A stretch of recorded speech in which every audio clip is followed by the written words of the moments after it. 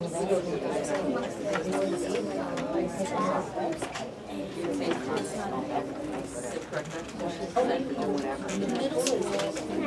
the 38th Annual Tuckahoe Friends of the Library Annual Poetry Contest reception. My name is Ellen Tannenbaum. I'm the Youth Services Librarian here at the library. I'm the one pestering everybody to get the poems. And we're very grateful that all of you are here tonight. What we're going to do is we're going to introduce the poetry winners one by one, and the kids are going to come up and read their poems. Okay? I want to just, before we get started, thank a couple of people. The Friends of the Library for the ceremony, the Board of the Public Library for their help with the ceremony, the Library Director, and Mr. Burke, are you here somewhere? Hello. Hello. Village Administrator is here, hiding all the way in the back. Okay. I want to introduce Ginger Crosby. Ginger is the president of the board of the library, and Valerie Murray, who is our judge. So Valerie had the pleasure of reading all of these poems. Okay, Miss Valerie. Thank you. Wait, before you step on it, let me move this out of the way. I dropped it before. Okay, starting off tonight's ceremony, we're going to have Mackenzie. Come on up. This is 4th grade, first place.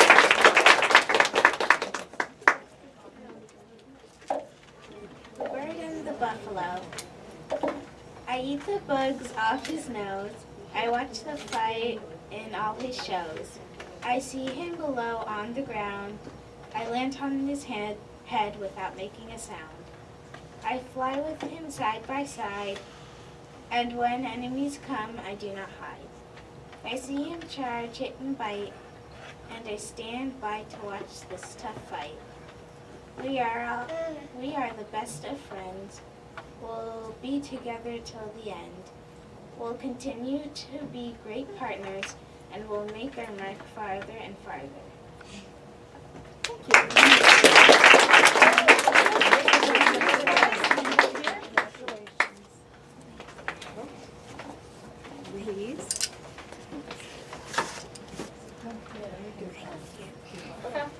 This was a poem that explored the friendship between two unlikely species. Mackenzie used first-person narrative, and she alluded to the size and the strength of the bison. She explains how the bird is able to groom the bison, her friend, and enjoy a very tasty meal. Have you ever seen a bison? Maybe one day you can go to Yellowstone, okay? And we'll check that out. Moving on, our second prize winner, Neb. Come on up. Neve.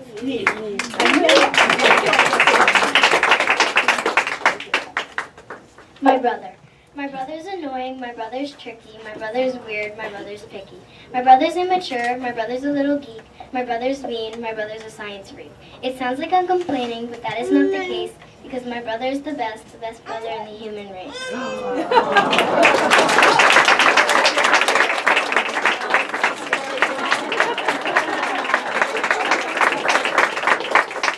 Very good.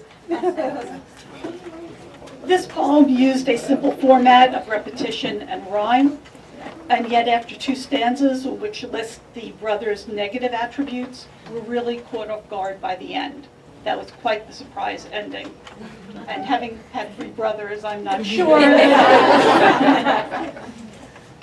Let us have Emily.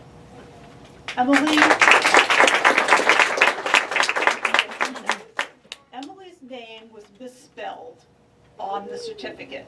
So we're going to give you a messed up certificate, but we are going to fix it and then call you and tell you it's finished, okay?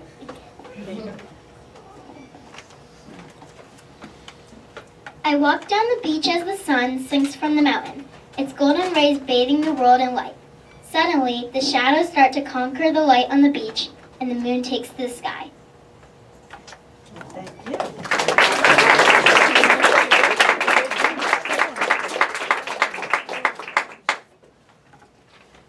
Emily chose her words carefully to evoke a golden sunset over the beach. Readers can practically see the colors across the sky and feel the shadows descending over the sand. Actually, it was a great poem for today. We are now moving on to 5th grade. Nora.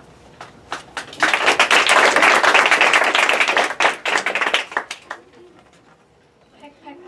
He bores a hole to find bugs and worms and a place to build a nest. He flies looking for materials. Peck, peck, peck.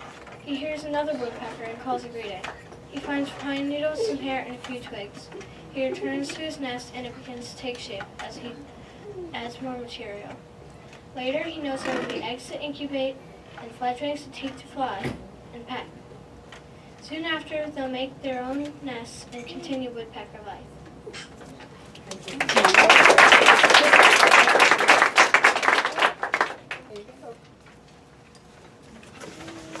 Nora's poem is concise yet informative. She uses only a few words, but she's able to give us a glimpse of the life cycle of the woodpecker, and I enjoyed the circular nature of this poem. Annie. 2nd place. Green waves like an emerald blue skies, clouds softer than pillows, how nice it is here. White sand finer than flour, gray shells prettier than a jewel, how wonderful it is here. Rushing water fills your ears, the warm winds take you away, how nice it is here. Swinging trees, salty air fills your lungs. A sunset appears on the once blue sky, red, gold, and yellow now floods it. Oh, how wonderful, oh, how nice it is to be here. Thank you.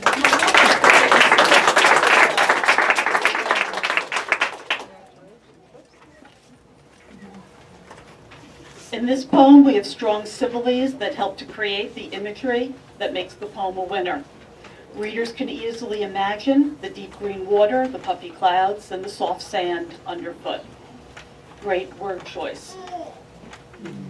Our 3rd place winner, Nicholas, is not here, so Ms. Ellen will be reading his Call poem. me Nicholas. The large, wide blue lake in front of me makes me feel like there's not a care in the world.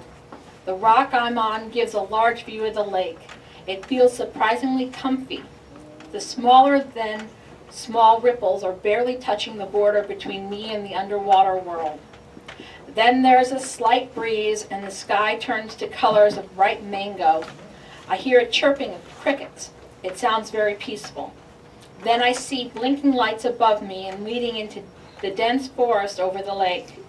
It's like a show of sparks that insects make. There's not a sound to be heard except for the crickets, so I close my eyes, lie back on the rock, and drift off to a gentle sleep.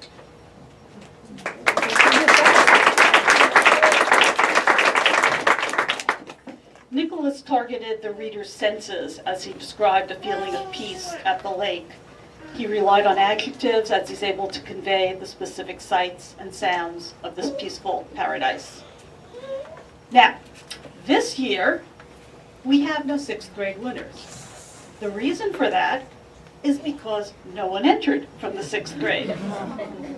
My feeling is that it might have something to do with the time of the testing this year and the pressures of transitioning to the middle school. So we are moving on, and we are now in 7th grade. 1st place, Anthony.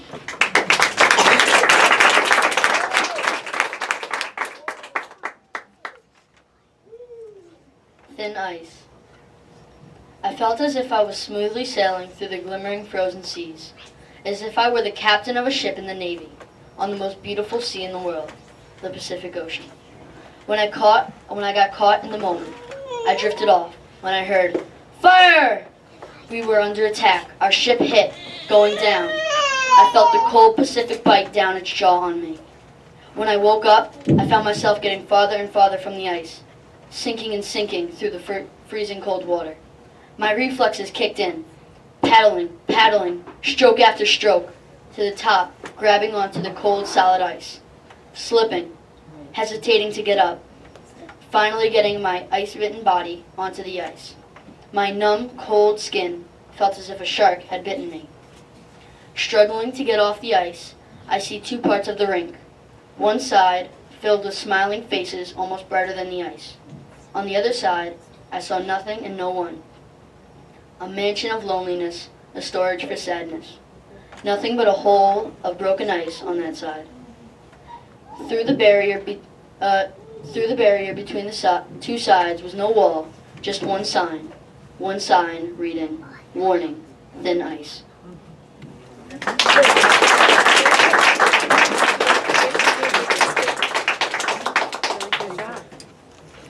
Anthony weaves together two stories as he describes the daydream of captaining a ship under attack with the account of a boy skating on a half-frozen lake.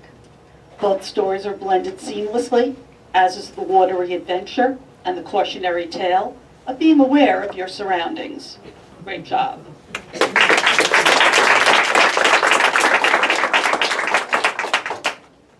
Our next two winners are not here. Okay. So, Ms. Ellen will be playing Eugene first, and then Emily. Emily just snuck in. Well, Okay, we so will I'll get to be, you. I'll be Eugene first. And then we'll call you up. There's a storm brewing, waiting to emerge above the mountains, perfect clouds along the horizon. There's a storm brewing, just like the rebellion that grows stronger each day, fueled by anger, by disgust, by frustration. Rain begins to fall, endless and infinite from the pale gray canvas above, a cascade of droplets immeasurable. Rain begins to fall, attack with no coordination and no leader, but winning by sheer numbers. The first flash of lightning, short, powerful, bursting with uncontrolled heat, a jagged line cut through the air. The first flash of lightning, a slowing, ebbing flow suddenly reignited, the finish line within its sight. A cold growing wind, blasting its icy breath to destinations unknown, leaves flying, rising and falling. A growing cold wind, a song of desperate power. They cannot lose now. The storm is dying down. Rain ceases to fall. Thunder ceases to rumble, weakened by time's endless flow. The storm is dying down. The promise of freedom, an end to the war, a hope to some, defeat to others. Finally, darkness, wearing a cloak of still, cold silence, a storm gone with no trace. Finally, darkness, a wait for dawn, with its light and its dew, a rebellion fought, a victory won. The sun rises upon a valley torn and healed, so different yet the same. The sun rises upon something new but familiar. It's up to them now. Storms bring change, the start of new life, new energy, and new potential. Storms bring change, a new society to be built from ground up, possibilities unlimited, until the next storm arrives. Until the next storm arrives.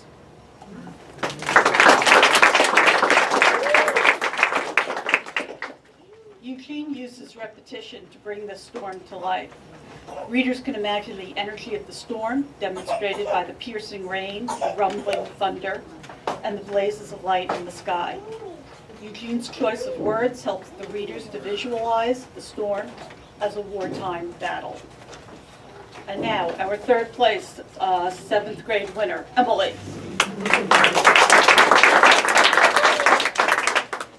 Inspiration, a curious thing. It may stay, it may go. Inspiration may be tossed to and fro. You may be given inspiration from the birds in the trees or the scampering animals in the faded leaves. Inspiration is not a gift nor a curse, rather it is a thought given with verse. Inspiration may be interpreted in numerous ways, a limerick, a haiku, or a rhyming phrase. This poem itself is a nod to the muse. It has provoked these words that I choose.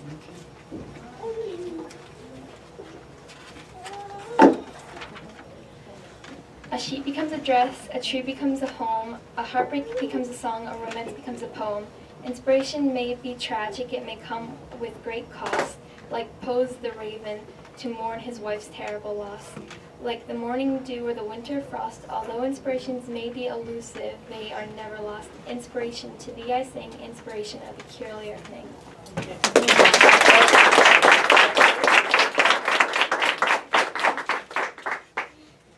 Emily uses rhyming couplets to explore ways in which writers get their ideas and express their thoughts. The choice of words and the font, if you get to see the book, it's a cursive font, give this poem a lighthearted feeling. Now, we are moving into the 8th grade. This contest covers 4th through 8th grade. We are bringing back Carolyn Newman, who won 4 years ago as a 4th grade poet. Carolyn.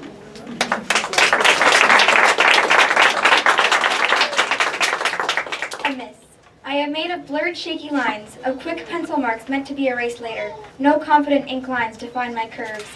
The wind carries my fragments of songs to no place in particular. I am scrawled, sloppy handwriting, imperfect makeup jobs, quiet sorries, and whispered hellos. I am made of cracks and potholes in the concrete, of items lost at a bus stop, doomed to fade and wither. Who's going to hear one pin drop in the crowd of 1 million?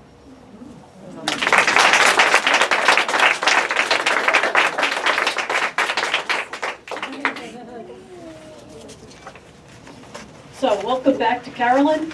This young poet took first prize as a 4th grader, and now, about to graduate the middle school, Carolyn describes her subject as an ephemeral character, undefined and transient. The skillful use of metaphors enables readers to feel the insecurity and the worthlessness that this character is experiencing. Typical of 8th grade poetry.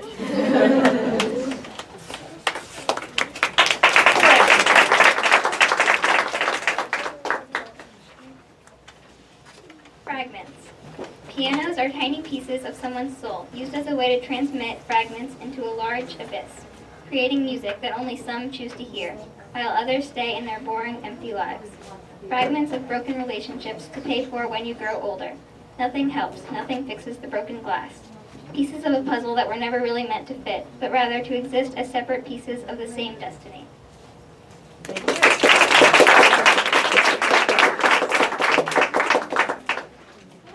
Claire, too, uses metaphors to explore the soul of her character. She creates an image of hopelessness through careful word choice. She talks of tossing fragments into the abyss and asserts that nothing can fix what has been broken. Even her choice of titles, and this is called fragments, indicates something that is incomplete. Rounding out tonight's contest, we are going to have the poem The Vampire Diaries, read by Miss Ellen.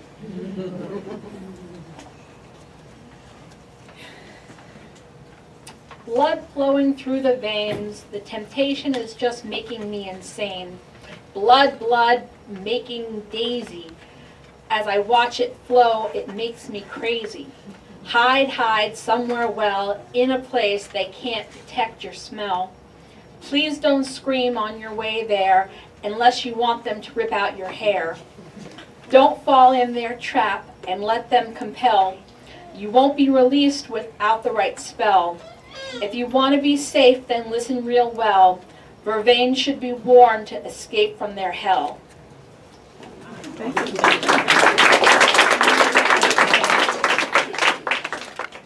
Molly finds her inspiration in popular culture, as vampires, werewolves, and zombies have become very trendy subjects. She uses rhyme effectively to offer advice on how to elude such a threat.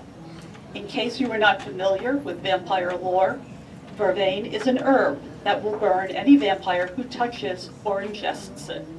So now we've all learned something new tonight. You're good. You're good. Okay.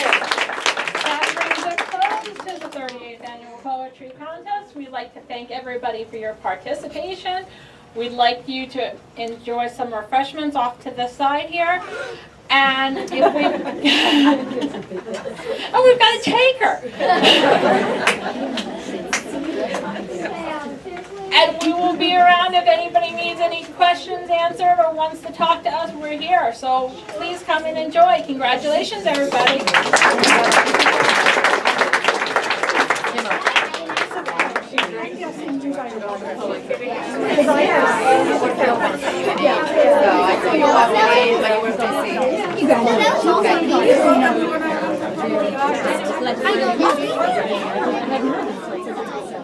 Thank you. Good job. Nice work.